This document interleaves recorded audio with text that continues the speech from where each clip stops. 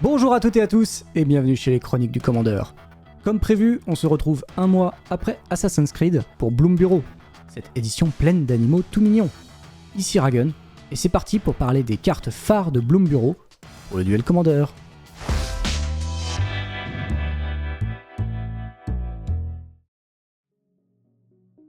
On attaque en blanc avec Trêve de l'Aube, un nouveau sort de protection très classique pour un mana générique et un mana blanc. Cet éphémère va vous donner, à vous et à votre champ de bataille, la défense talismanique jusqu'à la fin du tour. Le twist, c'est qu'il utilise la nouvelle mécanique de cadeau de l'édition. Ici, vous pouvez faire cadeau d'une carte à votre adversaire, c'est-à-dire lui faire piocher une carte. Si vous faites ainsi, vos permanents seront également indestructibles jusqu'à la fin du tour. On a là ici une intervention héroïque jouable en mono blanc. Faire piocher son adversaire est quand même très cher payé, et je ne serais pas surpris que cet effet ne soit utilisé qu'en cas d'urgence absolue ou si l'on est persuadé qu'un contre-sort tombera quoi qu'il arrive. Continuons de donner des cadeaux. Ce coup-ci, on va plutôt offrir un poisson 1-1 engagé avec bon vent. Cet éphémère pour 2 mana blancs exile une créature non jeton et la renvoie en jeu au début de la prochaine étape de fin avec un marqueur +1/+1, à moins que vous n'ayez justement préféré la remplacer par du poisson. Le blanc est encore en recherche d'anti-bet correct, et celui-ci coche beaucoup de cases de par sa versatilité. On va pouvoir se débarrasser définitivement d'une grosse menace, enlever temporairement un bloqueur ou un attaquant si cela suffit, et même sauver l'une de nos créatures d'une gestion si besoin. Dommage quand même de remplacer une créature par une créature, même engagée, mais je pense qu'il a tout de même sa place dans le format pour l'instant. En plus de tout ça, le blanc récupère encore un outil de réanimation. Remède de perles de rosée est un rituel pour 2 mana génériques et 1 mana blanc qui va vous permettre de renvoyer au combat 2 créatures d'une valeur de mana de 2 ou moins depuis votre cimetière. Vous pouvez également faire le choix d'offrir une carte à votre adversaire pour récupérer une créature de plus. 2 créatures d'un coup, c'est déjà très intéressant, surtout vu le nombre de créatures à 2 mana ou moins que l'on joue dans le format. J'imagine très bien le retour d'un maître archer orc accompagné d'une mère des runes par exemple, ou une autre paire très désagréable pour votre adversaire. Et 3 créatures d'un coup, c'est tout simplement équivalent à sauver votre armée d'une colère. Je pense que la carte a un bel avenir dans certains plans agressifs qui peinent parfois à revenir si la partie s'éternise. En bleu, j'ai vu 2 créatures taillées pour contrôle. La première est un gros crabe 5/5 pour 5 mana génériques et 2 mana bleus, le crabe de la grisaille. Ne vous inquiétez pas pour son coût de mana, il coûtera 1 de moins à lancer pour chaque rituel ou éphémère dans votre cimetière. On a déjà vu ce genre de gros pâté dans le format, avec de l'évasion ou de la protection. Celui-ci a le flash, ce qui permettra de le jouer en fin du tour adverse si votre contre-sort n'a pas été utile et vous débarrassera temporairement de 2 bloqueurs dans la foulée pour accélérer la fin de partie. J'ai aussi vu l'instructeur piège-foudre. Cette loutre 1-2 pour 1 mana générique et 1 mana bleu ressemble à s'y méprendre à Augure de Bolas, mais avec quelques ajouts intéressants. Déjà, on creuse une carte de plus. Ensuite, on peut aussi récupérer des artefacts ou des enchantements, et pas uniquement des rituels et des éphémères. Enfin, pour 4 manas supplémentaires, vous pourrez même la copier pour doubler votre profondeur de recherche et générer un jeton 1-1. Clairement, l'édition joue sur la versatilité, ici aussi, avec une créature utile tout au long de la partie. Pour le noir, je vous propose également une 1-2, mais ce coup-ci pour un seul mana. Fouette vigne iridescent est un lézard qui inflige une blessure à votre adversaire à chaque fois qu'un de vos terrains arrive. En plus de ça, vous pouvez le dupliquer pour 2 manas supplémentaires. On va passer sur la synergie évidente avec Gev, brûleur à écailles, dont je vous parlais l'autre jour, et se concentrer sur son utilisation dans d'autres jeux agressifs. En début de partie, on a une créature qui va mettre des dégâts gratuitement, et plus tard, on va pouvoir gonfler notre champ de bataille avec 2 créatures pour aligner des attaquants, ou de la chair à canon pour une stratégie sacrifice. Comme avec la loutre, j'aime beaucoup cette flexibilité. Cela faisait quelques temps que Wizards ne nous avait pas donné un bon anti-bet à bas coût, mais il nous régale aujourd'hui avec Nourrir le cycle. 2 mana dont 1 mana noir, et vous allez pouvoir détruire une créature ou un planeswalker. Simple, propre, efficace. Enfin propre, c'est vite dit. Il faudra tout de même payer 1 mana noir de plus ou fourrager. Et qu'est-ce que fourrager ? C'est simplement sacrifier un jeton nourriture ou exiler 3 cartes de notre cimetière. Et oui, tout de suite c'est un petit peu moins bien.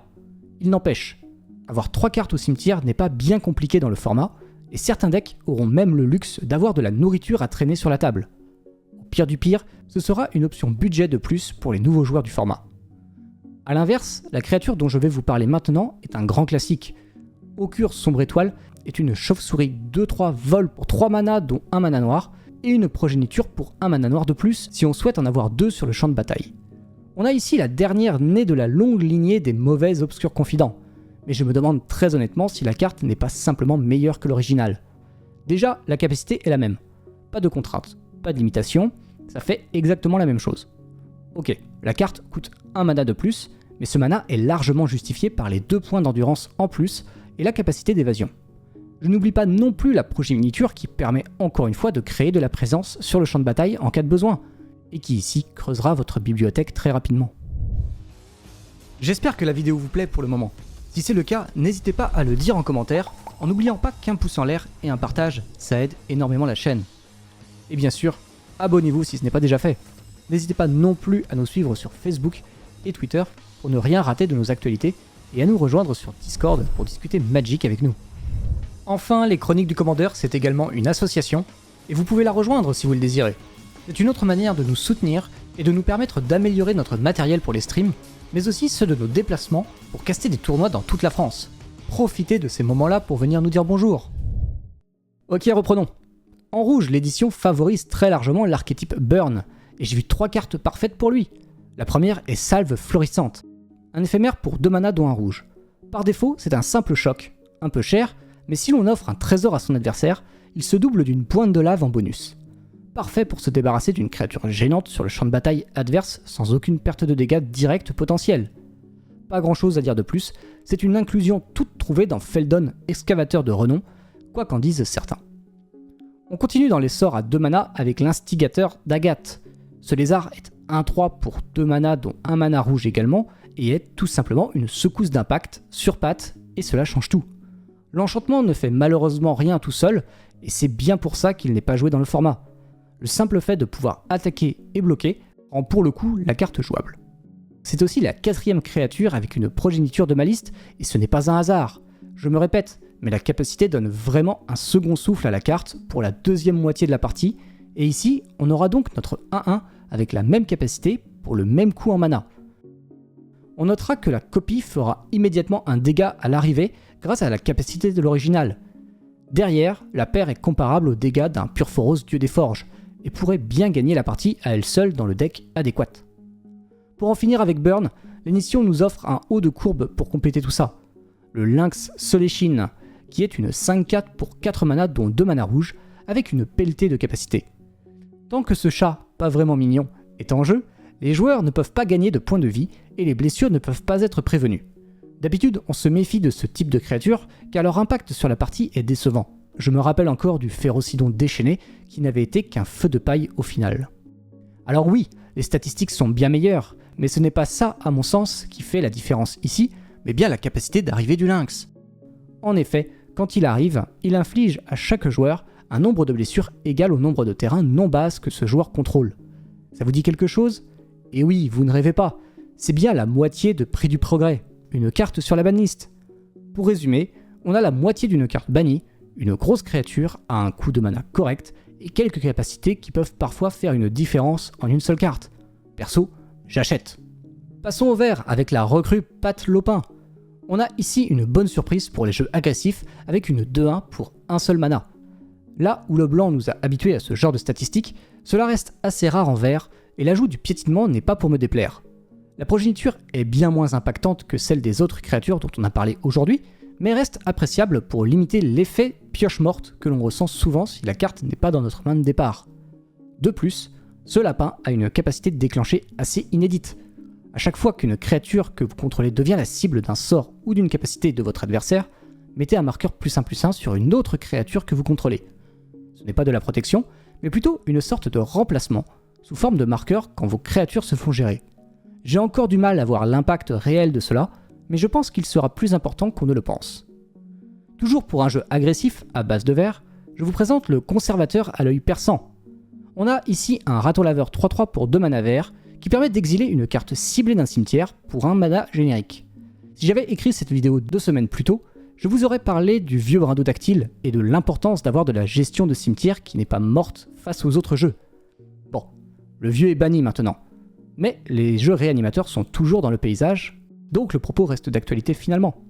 Si vous voulez savoir pourquoi le vieux Brindodactyle a été banni, je vous encourage à aller voir notre dernière vidéo de l'annonce du comité où tout cela est très bien expliqué. Revenons sur le conservateur qui est doté d'une capacité très intéressante. Si vous exilez 4 types de cartes différentes avec le conservateur, il gagnera le piétinement et deviendra une 7-7, ce qui le transformera en menace autonome capable de terminer la partie. Ne reste plus qu'à lui trouver un jeu dans lequel il brillera, comme son comparse sautillant dont je parlais à l'instant.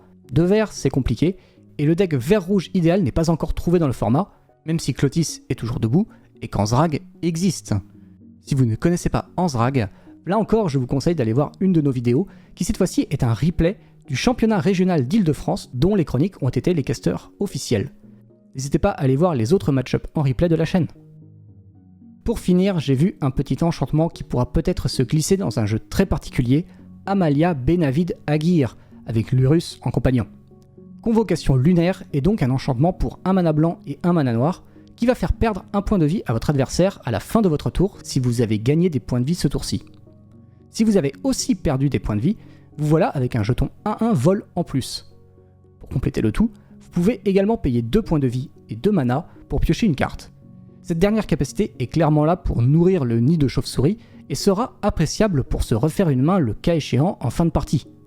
Bref, on a une pièce de synergie idéale pour le deck, reste à voir si l'on peut se permettre un enchantement de plus dans la liste. Et voilà, j'ai fait le tour de ce dont je voulais vous parler cette fois-ci. Et vous, qu'avez-vous vu? Qu'est-ce qui va rentrer dans vos decks? J'en suis très curieux et j'attends vos trouvailles dans les commentaires. J'espère que cette vidéo vous aura plu et on se retrouve dans quelques semaines pour parler des nouveautés que nous apportera Mornebrune, la maison des horreurs. En attendant, profitez bien de cette accalmie pour jouer avec vos animaux tout choupis mignons. C'était Ragun, et à très bientôt chez les Chroniques du Commandeur. Bye bye à tous.